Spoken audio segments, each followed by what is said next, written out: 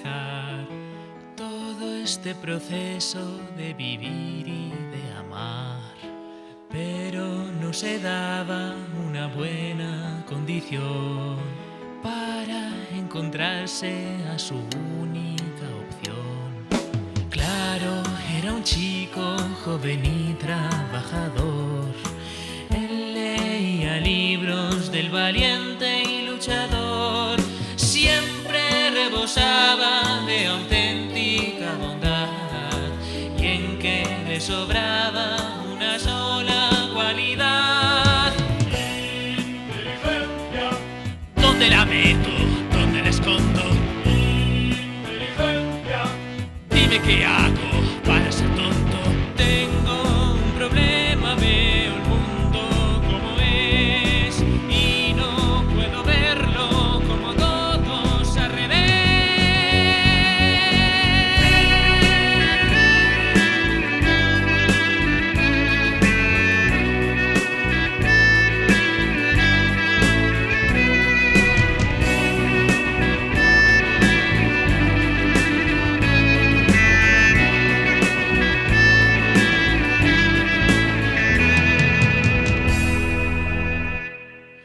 Pero un buen día su destino lo encontró, lo acarició y muy muy fuerte lo agarró. Si es que este planeta es muy cojo al empezar, pero te acostumbras y empiezas a andar.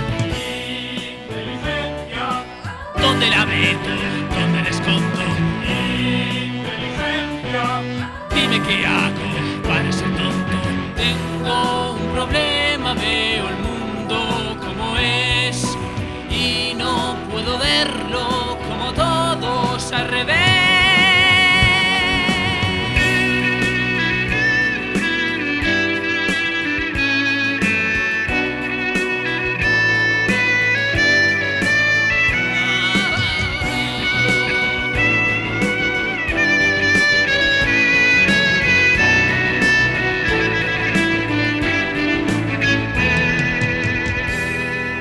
Tengo un problema, veo el mundo como es y no puedo verlo como todos al revés. Inteligencia.